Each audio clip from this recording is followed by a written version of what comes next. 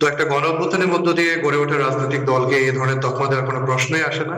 NCP তার নিজস্ব রাজনীতি করে, বাংলাদেশপন্থী রাজনীতি করে। আমরাও আমাদের রাজনৈতিক বিরোধী মত যারা ধারণ করেন তাদের ব্যাপারে আমরা কঠোর সমালোচনা করি। কখনো কখনো বলা হতো যে এনসিপি জামায়াতের বি টিম, সেই তকমাগুলো আমরা যদি বলি যে অভিযোগগুলো আরো উস্কে দিল কিনা, জামায়াতের সাথে আপনারা জোটভুক্ত হলেন, নিজেদের স্বকীয়তা তৈরির পথে আপনারা কিছুটা পিছিয়ে গেলেন কিনা? মোটেই না। রাজনীতি করতে গেলে রাজনৈতিক দলগুলোর ব্যাপারে ভিন্ন ভিন্ন মত থাকে। আমাদের রাজনৈতিক বিরোধী যারা আছে তারা নানান ভাবে ট্যাগিং করা, ব্যাশিং করা বা নানান তকমা লাগাতে চেষ্টা করবে। আমরাও আমাদের রাজনৈতিক বিরোধী মত যারা ধারণ করেন তাদের ব্যাপারে আমরা কঠোর সমালোচনা করি।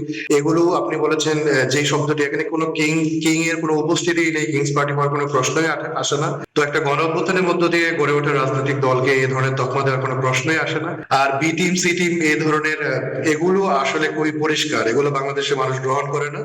এগুলো আমরা শুনেছি গসিপ আকারে বা এগুলা মুখরোচক কথা আকারে, এগুলো আসলে আলটিমেটলি কোনো বাস্তবতা নেই।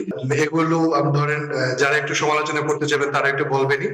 তো আমাদেরও ভিন্ন ভিন্ন যে রাজনৈতিক দলগুলো রয়েছে, আমরা যাদের বিরুদ্ধে লড়াই করবো তাদের ব্যাপারে অনেক ধরনের আমাদের প্রশ্ন রয়েছে, জনগণের কাছে আমরা অনেক ধরনের বার্তা দিব। তো এগুলো রাজনীতির মধ্যে হয়েই থাকে।